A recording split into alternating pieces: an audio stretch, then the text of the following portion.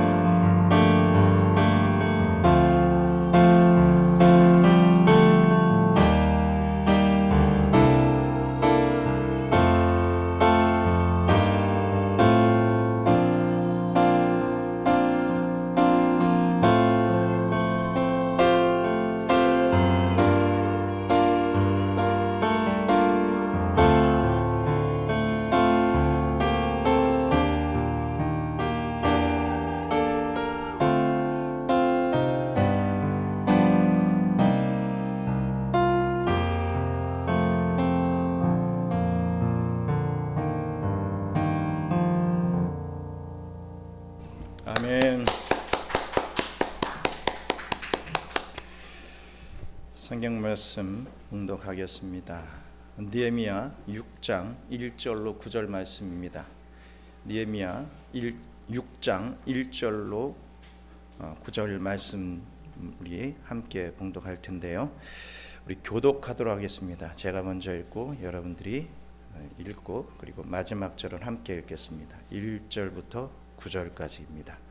산발랏과 도비야와 아라비아 사람 게셈과 그 나머지 우리의 원수들이 내가 성벽을 건축하여 허물어진 틈을 남기지 아니하였다 함을 들었는데 그때는 내가 아직 성문에 문짝을 달지 못한 때였더라.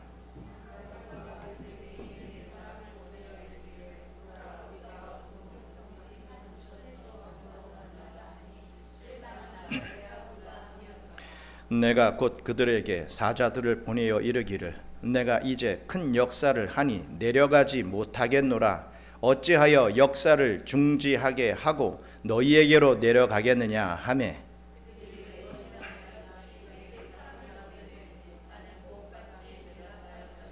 산발랏이 다섯 번째는 그 종자의 손에 봉하지 않은 편지를 들려 내게 보냈는데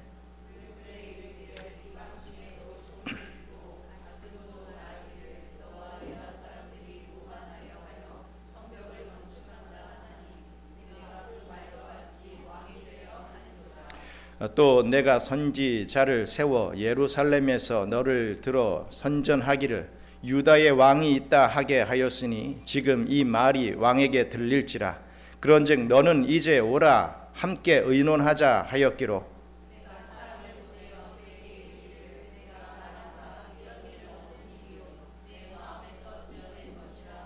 함께합니다. 이는 그들이 다 우리를 두렵게 하고자 하여 말하기를 그들의 손이 피곤하여 역사를 중지하고 이루지 못하리라 함이라. 이제 내 손을 힘있게 하옵소서 하였노라. 아멘. 우리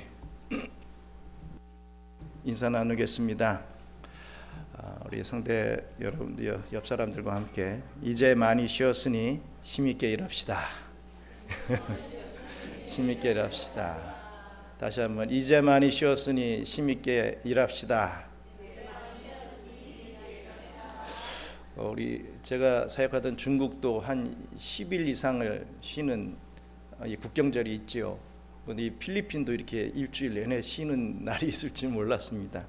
어쨌든 우리에게 쉼을 허락해 주신 하나님 앞에 감사드리고 이제 많이 쉬고 놀았으니 또 주일을 함께 열심히 할 수 있는 저와 여러분들 되시길 바랍니다. 어느 날 사탄들이 모여서 어떻게 하면 인간을 타락시킬 수 있을까라고 하는 방법에 대해서 아주 장시간 동안 이 대책 회의를 열었습니다. 그 중에 한 사탄이 아이디어를 제시했습니다. 하나님은 존재하지 않는다, 이렇게 소문을 퍼뜨립시다.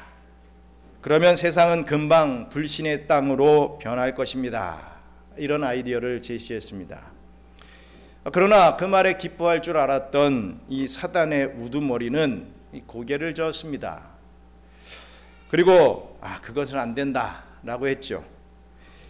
기독교인들은 시련이 닥치면 더욱 강인해지기 때문에 그럴 수 없다. 그것은 안 좋은 방법이다 라고 그 이유를 밝혔습니다. 두 번째 사탄이 또 말을 합니다. 그러면 예수가 하나님의 아들이라고 우깁시다.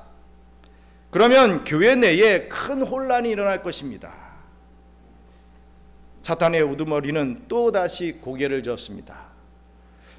그리고 역시 그것으로도 안 된다. 이 거짓은 반드시 들통나게 돼 있다. 그러면 더 안 좋은 효과가 나타난다. 이런 이유를 댔습니다. 그때 가장 교활한 사탄이 새로운 묘안을 또 하나 제시했습니다. 예수는 하나님의 아들이며 하나님은 여전히 엄연히 존재하시는 분이다. 유일한 신이다 라고 알립시다. 그러나 그것을 아주 천천히 여유 있을 때 믿으라고, 쉽게 말해서 나중에 믿으라고 유혹합시다. 그러면 사람들은 자신의 생명이 끝날 때까지 천천히라는 불신의 늪에서, 좀 나중에라고 하는 이 불신의 늪에서 절대로 벗어나지 못할 것입니다. 이 말에 사탄들은 모두 무릎을 치며 그 방법을 선택했죠. 그래서 우리들의 마음속에 항상 천천히, 나중에 좀 여유 있을 때 이 주의 일을 하고 예배드리고 하는 그런 마음들이 우리의 마음을 지배하고 있는 건 아닌지 모르겠습니다. 이 예화의 내용과 같이 저와 여러분들이 하나님 앞에서 최선을 다하여 좀 의롭게 살아보려고 노력하면 할수록 이 사탄은 항상 저와 여러분들을 이렇게 천천히 이 나중에라는 말로 유혹합니다. 오늘 본문에 나오고 있는 이 예루살렘 성벽 재건이라고 하는 이 막중한 이 과업을 수행해 나가고 있던 이 느헤미야에게도 마찬가지였습니다. 주님이 맡겨주신 일을 시작할 때부터 이 사단의 이러한 유혹들은 정말 끊이지 않았고 이 통과해야만 했던 그런 부분이었습니다. 이렇듯 하나님께서 주신 큰 사명을 감당하려고 할 때 예나 지금이나 끊임없이 사용되는 이 사단의 방해 공작의 대표적인 도구가 바로 이러한 유혹이라는 사실을 우리가 알아야 할 것입니다. 그렇다면 느헤미야는 과연 이러한 사탄의 유혹을 어떻게 피할 수 있었겠습니까? 오늘날 우리 경영의 이 성도들에게도 하나님께서 허락하신 선한 사명을 감당하며 또 신앙생활을 해 나갈 때 이 필연적으로 닥치게 되는 이 온갖 사단의 이 방해 공작들이 있을 것입니다. 그렇다면 과연 그것을 어떻게 넉넉히 이기고 그 사명을 깨끗이 완수할 수 있는지 그 방법을 알아보고 그 사단의 유혹에서 거뜬히 이겨내시는 저와 우리 경영의 성도님들 되시기를 주님의 이름으로 축원합니다. 우리 본문 말씀 느헤미야 6장 1절로 2절 말씀 함께 읽겠습니다. 산발락과 도비아와 아라비아 사람 게셈과 그 나머지 우리의 원수들이 내가 성벽을 건축하여 허물어진 틈을 남기지 아니하였다 함을 들었는데 그때는 내가 아직 성문을 문짝을 달지 못한 때였더라. 산발락과 게셈이 내게 사람을 보내어 이르기를 오라 우리가 오노평지 한 촌에서 서로 만나자 하니 실상은 나를 해하고자 함이었더라. 아멘. 먼저 우리가 알아야 될 것은 우리가 사단의 유혹에 넘어가지 않기 위해서는 맡은 사명에만 우선적으로 최우선적으로 집중해야 된다라는 사실입니다. 예루살렘 성벽 재건을 할 때 이 대적들의 여러 가지 방해 공작과 이 내부의 어려움들이 참 많았습니다. 그럼에도 불구하고 느헤미야가 이끄는 이스라엘 백성들은 이 문짝 다는 작업만 남겨놓고 그 공정만 남겨놓고 모든 성벽 재건 공사를 완벽하게 끝냈습니다. 건축 공정률로 이야기하자면 99% 공사가 끝난 그런 상태였다는 것이죠. 하지만 성문이 없는 성벽이라고 하는 것은 유명무실한 존재가 될 수밖에 없었습니다. 아무 실제적인 방어력을 나타낼 수 없기 때문에 이 성문을 다는 것은 이렇듯 아주 중차대한 일이었던 것이죠. 거의 다 끝났지만 그 성문 하나 다는 것, 그것이 그 어떤 것보다도 중요한 그러한 일이었다는 것입니다. 앞장서서 일하는 리더자인 느헤미야가 이러한 사실을 모를 사람이 아니었습니다.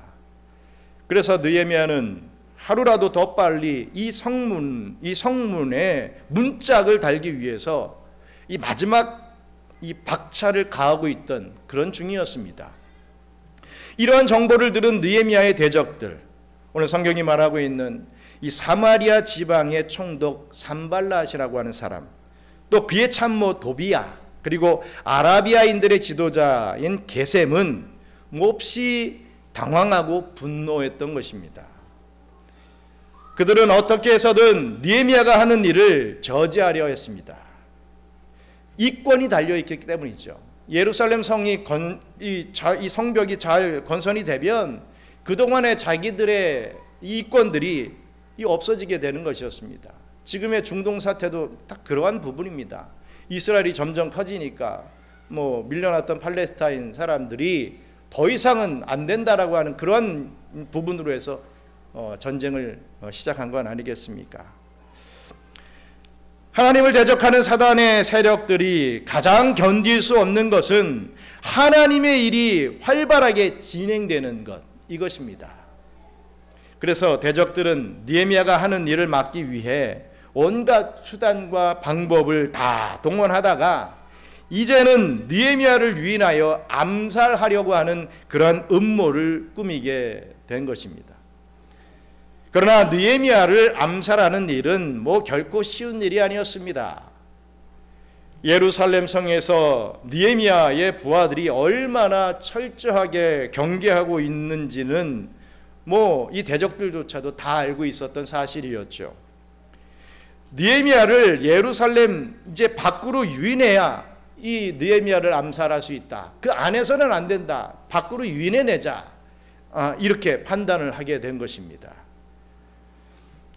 그래서 고심 끝에 생각해낸 계책이 바로 가짜 평화회담을 제의한 것이었죠.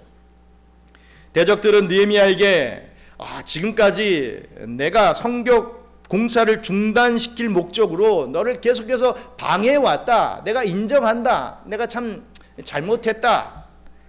이제 문짝만 달면 되는 상황에서 이제 다 끝났으니까 우리가 왜 너를 해코지 하겠느냐. 뭐 그럴 이유가 없지 않느냐. 그러니 이제는 대화하자. 우리 좀 화해하자. 우리 한번 좀 잘해봅시다. 라고 하는 미소를 던져 보이면서 이 평화회담을 제의했던 것입니다. 하지만 사실상 그것은 느헤미야를 이 오노평지라고 하는 외진 곳으로 유인해내서 암살하려고 하는 음모일 뿐이었습니다. 그렇다면 느헤미야는 그런 대적의 유인 작전을 어떻게 대응했겠습니까? 우리 느헤미야 6장 3절로 4절 말씀 같이 읽겠습니다. 내가 곧 그들에게 사자들을 보내어 이르기를 내가 이제 큰 역사를 하니 내려가지 못하겠노라. 어찌하여 역사를 중지하게 하고 너희에게로 내려가겠느냐 하매 그들이 4번이나 이같이 내게 사람을 보내되 나는 꼭 같이 대답하였더니. 아멘. 느헤미야는 오노평지에서 있게 될 이 평화회담을 이 지역의 말 그대로 노 거절했습니다. 단호히 거절했지요. 절대로 예스라고 하지 않았습니다. 안 된다, 할 수 없습니다 하고 단칼에 거절했습니다. 그러면서 느헤미야는 너희들이 날 죽이려 하니 내가 갈 수 없다 라고 그 거절한 이유를 그들에게 말하지 않았습니다. 물론 원수들의 의도가 느헤미야 이 자신에게는 너무나 빤히 보였습니다. 나를 죽이려고 하는구나. 잘 알 수 있었던 사실이죠. 하지만 겉으로는 평화회담을 하자고 나오는 그 상대방의 얼굴에 그렇게 대답할 수는 없는 일이었기 때문입니다. 너 나 죽이려고 하는 것이지? 이런 식으로 대답할 수는 없었던 것입니다. 그러한 이유를 말하는 대신에 나는 지금 너무너무 중요한 일을 하고 있는 중이다.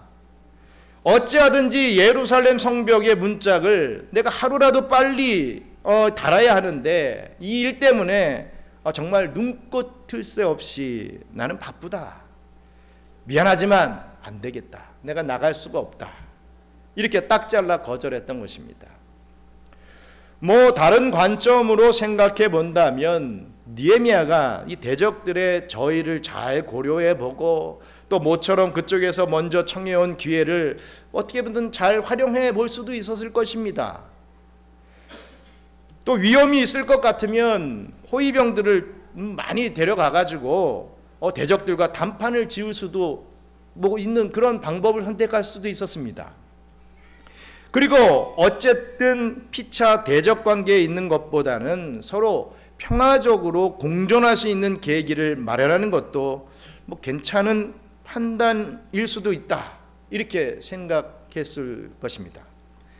하지만 느헤미야로서는 그런 일에 신경을 쓰고 또 끌려다니기보다는 지금 자기가 하고 있는 일이 즉 하나님의 이 큰 역사를 하루빨리 완수해내는 것이 훨씬 더 중요하고 가장 시급한 과제임을 분명히 알고 있었던 사람, 그 사람이 바로 느헤미야였습니다. 이처럼 느헤미야는 하나님께서 자기에게 맡기신 큰 역사, 바로 이 한 가지만을 최우선권을 두고 생각했던 사람이죠. 또 행동했던 사람이었습니다. 또한 바로 거기에만 자신의 모든 생각과 활동을 집중시키고 있었기 때문에 이 대적들의 그 어떤 감언이설이나 또 유인 작전의 유혹도 도저히 느헤미야를 넘어뜨릴 수 없었던 것이죠. 그렇습니다. 이러한 느헤미야의 마음 자세를 오늘날의 저와 우리 경양의 성도들이 배워야만 하겠습니다.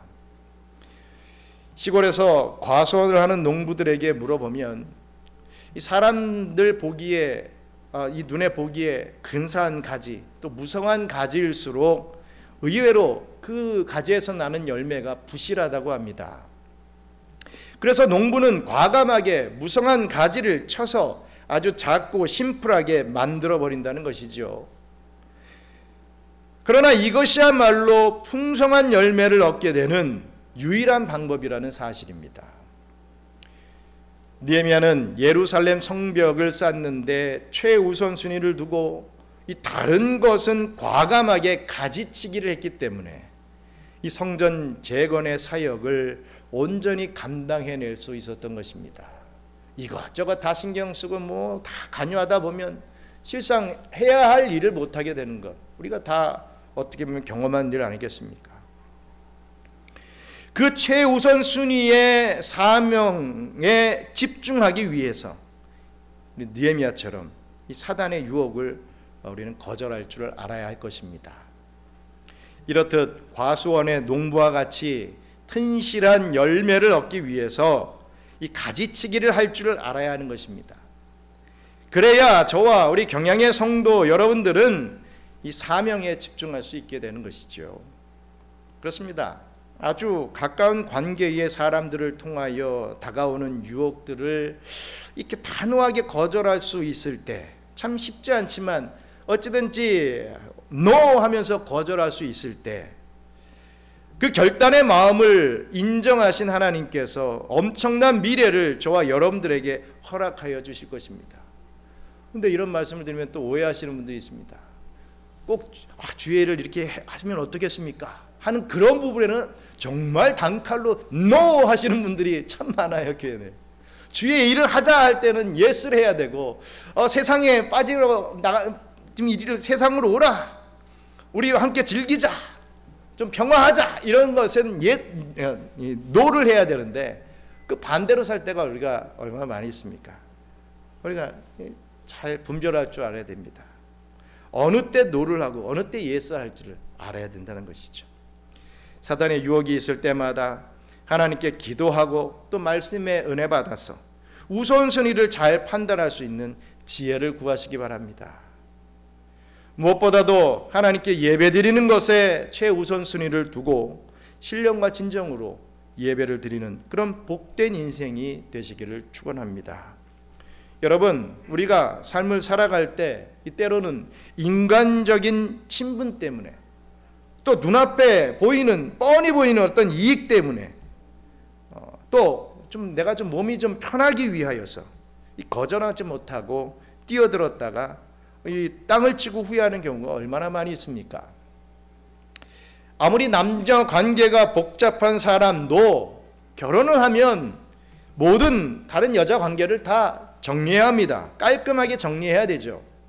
여러분, 음란의 뜻이 무엇인지 아십니까? 우리 수요 예배 때 말씀을 잠깐 드렸죠. 음란이라고 하는 것은 자신의 배우자로 만족하지 못하고 다른 부분들을 자꾸 다른 여자의 신경을 쓰고 관심을 가지게 되는 그런 마음과 행동을 음란이라고 합니다. 결혼하여서 자기 와이프가 생겼을 때는, 결혼하여서 자기 남편이 생겼을 때는 다른 것을 끊을 수 있는, 정리할 수 있는 그 부분이 반드시 필요합니다. 안 하면요, 그래도 그래도 여사친인데 남사친인데 이런 식으로 해서 계속 이 관계를 자꾸만 갖다 보면 꼭 문제가 발생하는 경우를 참 많이 경험하게 됩니다. 어쨌든 서로의 도리를 지키기 위해서 정리하는 부분이 반드시 필요하죠. 마찬가지로 일단 하나님을 믿는 사람은 결정적인 결심을 계속해 나가야 하는 것입니다. 그렇지 않으면 이 비어있는 삶의 공간으로 이 세상의 것들이 참으로 신기하게 사정없이 치고 들어올 것이 분명합니다. 내 삶의 구석구석을 순간순간 하나님의 은혜로 우리가 채우지 못하면요, 이 죄의 본성들이 금세 우리를 장악해 버립니다. 여러분, 우리 솔직하게 말씀해 보자 이거죠. 거의 뭐 여기 나오신 분들도 주일 예배, 이 1시간 예배 드리는 게 어떻게 보면 일주일에 하나님 앞에 예배 드리고 말씀 듣고 하는 그 전부인 경우가 많지 않습니까? 여러분, 일주일을 살면서 어떻게 1시간 예배 드리고 세상과 내가 이 크리스찬으로서 이겨나갈 수 있는 힘을 얻을 수 있다고 장담하십니까? 그래서 우리 믿음의 선조들은 주일 예배, 또 주일 오후 예배, 지금 우리가 아직 시행을 못하고 있지만 주일 오후 예배, 수요밤 예배, 또 금요밤 예배, 새벽 예배, 이런 거 징검다리식으로 또 매일매일 말씀을 묵상할 그런 안전장치를 만들어 놓은 겁니다. 그것을 통해서 더욱더 우리의 마음이 집중이 되고 우선순위를 잘 헤쳐나갈 수 있게 하기 위한 방편입니다. 그런데 어떻게 주일에 한 번, 또 어떤 일이 생길 때마다 뭐 격주 아니면 한 달에 한 번 뭐 이런 식으로 예배드리면서 어떻게 우리가 세상을 이겨나갈 수 있겠느냐? 우리가 상식적으로만 생각해도 그렇지 않습니까? 주일날 나와서 조금 뭐 성경 공부를 좀 더 해도 피곤하다. 솔직히 전 이해가 안 됩니다. 평소에 하지 못하는 거 그날이라도 해야죠. 계속 그런 부분들이 우리 교회에 더 생겨나야 될 것입니다. 저 여러분들을 죄악 가운데로 빠뜨리게 하는 잘못된 것에 중독되어 있다면 빨리 거기서 빠져나오시길 바랍니다.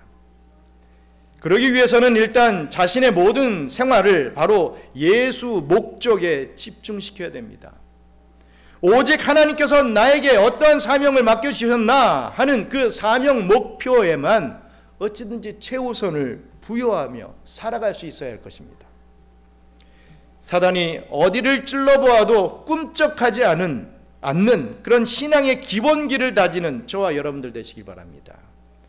사단이 그 어떤 유인작전을 펼쳐와도 조금도 흔들리지 않는 믿음의 담력, NO! 할 수 있는 그런 믿음의 담력을 배양할 수 있는 저와 우리 경영의 성도님들 되시기를 간절히 바랍니다. 본문 읽겠습니다. 느헤미야서 6장 5절로 7절 말씀 같이 읽겠습니다. 산발랏이 다섯 번째는 그 종자의 손에 봉하지 않는 이 편지를 들려 내게 보냈는데 그 글에 이르기를 이방 중에도 소문이 있고 가스무도 말하기를 너와 유다 사람들이 모반하려 하여 성벽을 건축한다 하나니 내가 그 말과 같이 왕이 되려 하는도다. 또 내가 선지자를 세워 예루살렘에서 너를 들어 성전하기를 유다에 왕이 있다 하게 하였으니 지금 이 말이 왕에게 들릴지라. 그런즉 너는 이제 오라 함께 의논하자 하였기로. 아멘. 우리가 또 생각해 봐야 될 것이 사단의 악성 루머에 휘말리지 않으려면 평소에도 늘 진실한 말만 하는 그러한 사람이 되어야 한다는 것입니다. 느헤미야가 거절했음에도 불구하고 대적들은 포기하지 않았습니다. 한번 노하면 좀 포기하고 좀 달려들지 않아야 될 텐데 이 사단은요 우리들을 계속 대적을 합니다. 어떻게든 넘어뜨리려고 합니다. 한 번, 두 번, 세 번, 네 번 쉬지 않고 그 열심 엄청납니다. 이들은 4번씩이나 집요하게 부하를 보내어서 똑같은 요구를 해왔습니다. 하지만 그 공격이 집요한 만큼 느헤미야의 단호한 거절도 뭐 한결같았죠. 참 그렇습니다. 어떤 친구들 특히 저희 시절에는 대학교 다닐 때 대학에 입학하고 이제 초년생이 됐을 때 또 이제 회사에 입사를 하고 이제 초년생이 됐을 때 이제 선배들과 함께 또 회사 직원들과 함께 보통 회식한다고 해서 술자리를 갖지 않습니까? 그러면 꼭 그때에 구분되는 부분이 있습니다. 저는 술을 안 마십니다 하는 그런 친구들이 꼭 그 자리에 있죠. 보통 보면 거의 두 가지입니다. 이제 건강상의 문제나 아니면 나는 예수 믿는 사람이다 이거죠. 얼마나 고귀한 믿음입니까? 나는 안 마십니다. 그러면 선배들이 가만히 있습니까? 이거 마셔야 된다. 너 이거 안 마시면 너 후배로도 안 쳐준다. 너 학교 생활 엄청나게 힘들어질 거야. 온갖 협박을 다 합니다.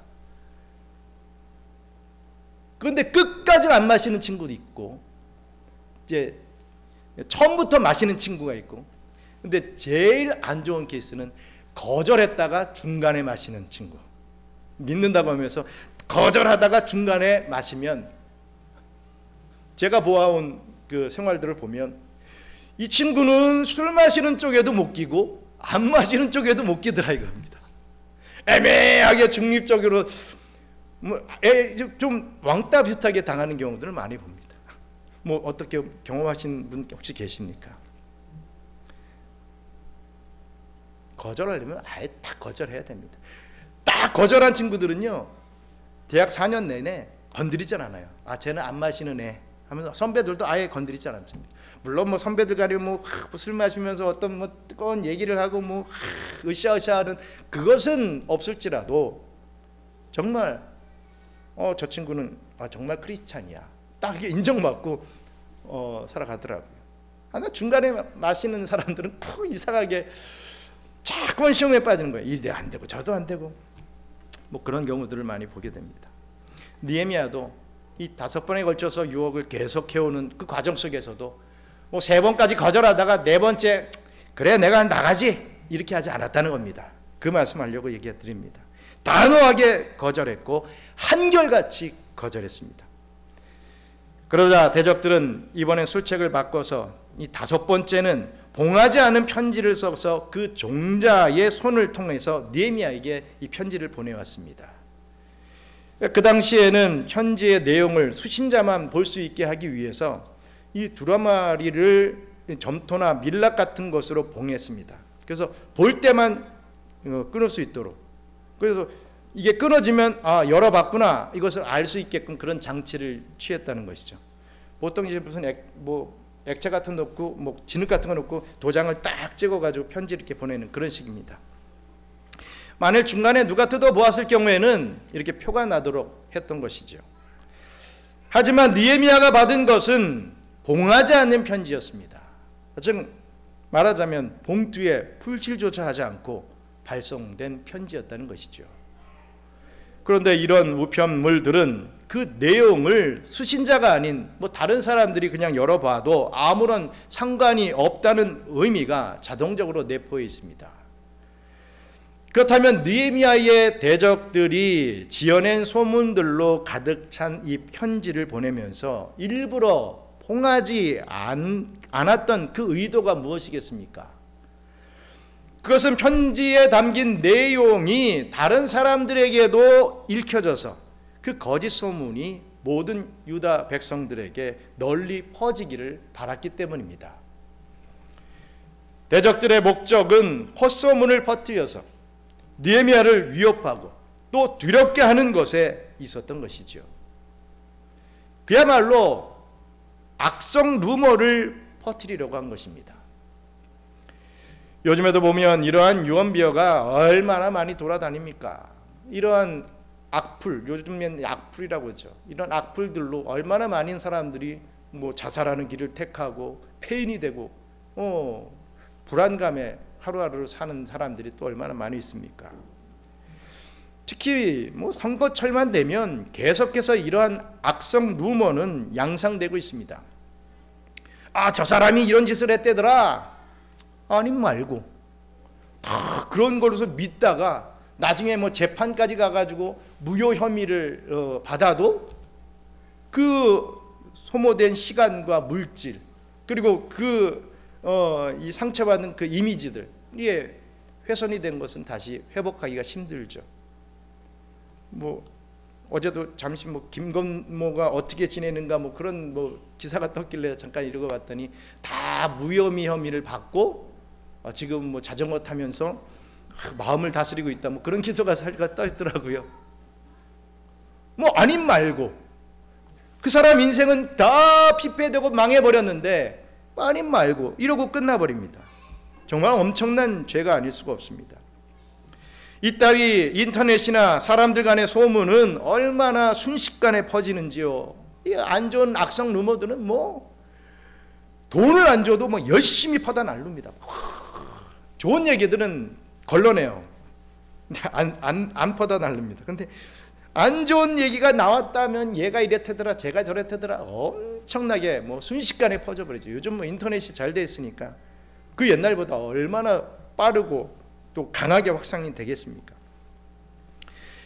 얼마나 많은 사람들이 쉽게 그 거짓말을 믿게 됩니까? 이 산발락 같은 대적들 역시도 바로 그런 악성 루머의 특성을 이용하여서 이 느헤미야에 대한 헛소문을 퍼뜨리려고 했던 것입니다. 그 내용인즉슨 느헤미야가 유다 사람들과 더불어서 페르시아 왕을 반역하는 모반을 일으키고 스스로 왕이 되려 한다라고 하는 그러한 모함이었습니다. 뭐 아무리 뜬 소문이고 아무리 근거가 없는 말이라 할지라도 그 소문이 다른 사람을 나쁘게 하는 말일 때에는 정말 이상할 정도로 너무나도 쉽게 쉽게 믿고 또 너무나 잘 믿고 너무 좋아하며 또 빨리 퍼뜨려지게 되는 그런 공통된 악습이 오늘날의 저와 여러분들에게도 있는 것 같습니다.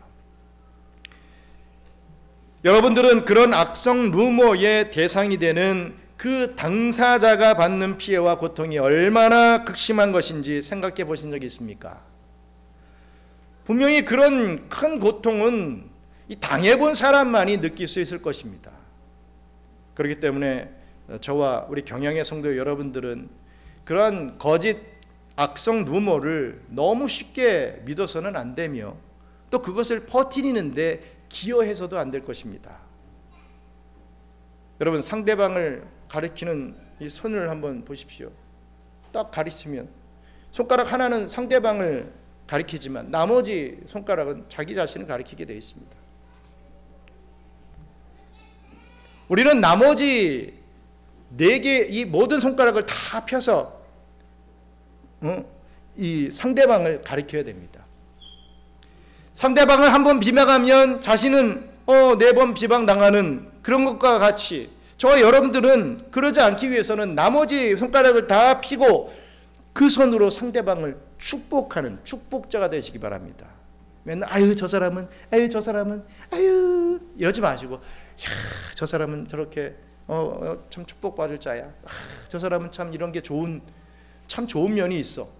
물론 안 좋은 면이 9개 있고 좋은 면이 하나 있으면 안 좋은 거 9개만 말하려 하지 마시고 그래도 좋은 거, 그러면 그게 이상하게 또 그 사람 귀에 들려옵니다. 그러면 용기를 갖고 그래서 사람들이 나를 격려하고 좋아해 주는 것 같구나 이러면서 그 안 좋은 9가지를 자기 자신이 막 고치려고 또 노력을 하게 되지요. 참 이 칭찬과 격려는 뭐 고래도 춤추게 한다라고 하는 책이 있듯이 참 필수입니다. 세상을 살면서 우리가 남을 축복하지 못하고 남을 칭찬하지 못하고 격려하지 못하면 참 그 삶이 참 각박한 거 아니겠습니까? 뭘 얻기 위해서, 뭐 나에게 유익이 있기 위해서 뭐 칭찬하는 그런 거 말고 정말 우러나오는, 정말 다른 것 참 기분 나쁜 일이 있었지만 이거 하나만 봤을 때 참 괜찮은 부분이다 하면 그거 칭찬해 줄 수 있는, 꼭 토를 달죠. 너는 이런 점이 좋지만 그런데 너는 또 이런 9개 안 좋아. 제발 이러지 마시고 칭찬할 때는 칭찬만 그렇게 좀 할 수 있는, 이렇게 딱 축복할 수 있는 그런 이 축복의 손의 소유자가 저와 여러분들 됐으면 좋겠습니다. 그렇다면 느헤미야는 바로 그와 같은 치명적인 악성 루머에 올무가 씌워졌을 때 그는 그것을 과연 어떻게 극복해냈겠습니까? 우리 6장 8절 말씀 같이 읽겠습니다. 내가 사람을 보내어 그에게 이르기를 내가 말한 바 이런 일은 없는 일이요 내 마음에서 지어낸 것이라 하였나니. 아멘. 이렇듯 자신에 대하여 악의에 가득 찬 헛소문을 퍼뜨리는 자들에 대한 이 느헤미야의 반응은요 참 어처구니 없을 정도로 간단했습니다. 그런 일은 없는 일이다. 있다면 다 너희들이 지어낸 것이다. 이 한마디로 딱 일축해 버렸습니다. 근데 이래가지고 저렇게 해가지고 저렇기 때문에 이래서 저래 막 이유와 토를 달고서 막 변명한 게 아니라 그런 일 없다. 너희가 악성 루머를 퍼뜨리는 거 아니냐, 딱 일축해 버렸다는 것이죠. 그렇습니다. 느헤미야는 대적들의 모함에 대해 일일이 변명하고 흥분하여서 자기를 변호하려 들지 않았습니다. 사단의 전략은 사명을 가진 하나님의 백성들이 이렇게 말로 인해서 낙심하게 되므로 하나님이 맡겨주신 사명을 중단하는 데 있습니다. 그 사람의 인격이 어떻게 되든 그건 상관없습니다. 오직 하나님의 그 중요한 사명의 일들이 멈춰지는 것, 그게 목적이라 이거죠. 자신을 변명하고 소문에 대한 진상을 규명하느라 시간을 낭비하기를 이 사단들은 원하는 것입니다. 하나님 앞에서 동기와 목적이 순수하고 또 분명했던 느헤미야는 그런 일은 없는 일이다 라는 이 한마디 말 외에는 구차하게 다른 사족을 붙일 필요조차 느끼지 않았던 것입니다. 이것이 바로 우리 예수님께서 너희들이 하늘로도 또 땅으로도 내 머리털로도 맹세하지 말고 오직 너희 말은 예면 예고 아니면 아니라고 하라고 가르치신 그 말씀의 핵심입니다. 이 말씀은 사람이 자기가 한 말에 대하여 이런저런 대상을 들어서 맹세하는 사람이 있는데 그것은 평소에 자신에 대해 이 자신의 말에 대해서 이 다른 사람들로부터 신용을 쌓아두지 못했기 때문에 그렇게 되는 것이라고 지적하는 말인 것이죠. 하지만 여러분, 평소부터 그 어떤 누구 앞에서나 이 자기 말에 대한 신용을 지켜온 사람이라 한다면 맹세코 무엇이고 맹세고 무엇이고 할 필요가 없는 건 아니겠습니까? 그저 예면 예고 아니면 아니요 이렇게 한마디만 해도 그 말을 듣는 사람으로 하여금 믿게 하는데 충분할 것이라는 말씀입니다. 참 안타까운 일이지만 우리가 교회 생활을 하면서요, 아무리 주님 앞에서는 정직하고 진실하게 살려고 노력하고 있어도 역시 이 사단이 시험하는 이 세상의 영역에 살고 있기 때문에 이 악성 루머의 상처를 입을 때가 종종 있습니다. 잘은 몰라도 이 필리핀 이 수빅 땅에서 살아가면서도 이런 악성 루머 때문에 고통을 당하는 경우가 분명히 있을 것이라고 생각합니다. 하지만 바로 그러한 경우를 당할 때 그저 예면 예 아니면 아니라고 단 한마디만으로 대답하고 끝날 수 있는 그러한 우리 경영의 성도님들 되시길 바랍니다. 저와 여러분들이 평소에도 스텝 바이 스텝으로 자신이 내뱉은 말에 신용을 지키고 살아간다면 아무리 그럴듯한 헛소문이 돌아다닌다 할지라도 아니요, 그런 일은 없는 일입니다 라고 하는 이 말 한마디만으로도 충분하다는 것이죠. 그 한마디만 해도 저와 여러분들을 신용하는 사람들은 믿고도 남을 것 아니겠습니까? 또 반대로 어차피 여러분들을 미워하는 사람이라 한다면, 여러분들이 아무리 신실하고 바른 삶을 산다 할지라도 여러분들을 미워하는 사람이라 한다면 100마디 변명을 한다 해도 여러분 끝까지 믿지 않을 것입니다. 그러니 무엇 때문에 쓸데없이 긴 변명의 말을 하면서 이 정력을 소비할 필요가 있겠습니까?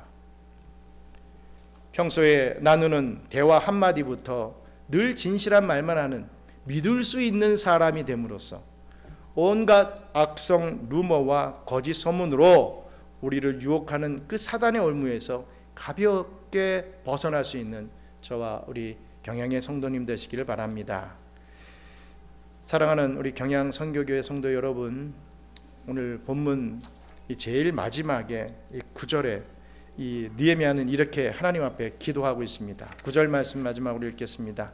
이는 그들이 다 우리를 두렵게 하고자 하여 말하기를 그들의 손이 피곤하여 역사를 중지하고 이루지 못함이라. 이제 내 손을 힘있게 하옵소서 하였노라. 아멘. 다시 말하자면, 하나님, 제가 이런 유혹과 시험 때문에 흔들려서야 되겠습니까? 제가 이런 거짓 소문 하나 때문에 이 겁이 나서 정작 반드시 해내야 할 하나님의 큰 역사를 이제 이 마지막 문짝 하나만 남겨놓고서 끝을 못 낸 데서야 이 말이 되겠습니까? 그러니 저로 하여금 이런 사탄의 유혹을 넉넉히 이겨내고 주신 사명을 완수할 수 있도록 더욱 큰 용기와 능력을 더하여 주시옵소서 라고 하는 실로 꿋꿋한 기도를 하나님께 올려드렸던 것입니다. 자기에게 맡겨진 일에 대하여 마치 이 중독된 환자처럼 집중하는 사람은 다른 것이 마음에 끌리거나 시간을 쓸 여유가 아예 없게 되지요. 막 유혹에 많이 빠지는 사람들은 바쁘면 뭔가 바삐 뭘 하고 있으면 또 그 유혹을 이길 수 있는 그런 원리와 마찬가지입니다.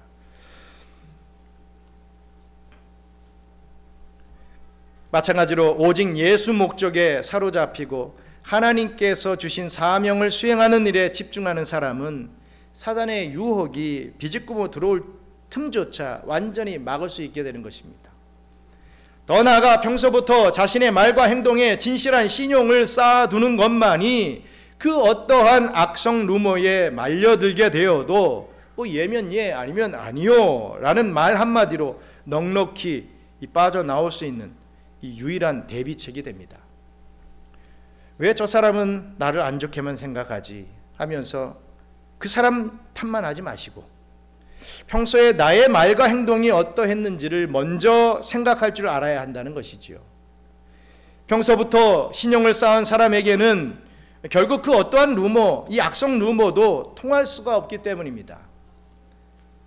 오늘도 이 사단이 온갖 시험의 올무들로서 방해하고 있지만 그때마다 오직 집중하는 사명인 정말 진실된 신앙인의 자세로 넉넉히 이겨냄으로써 주님을 섬기는 이 거룩한 손을 더욱 힘있게 만드는 저와 우리 경영의 성도님들 되시기를 주님의 이름으로 축원합니다.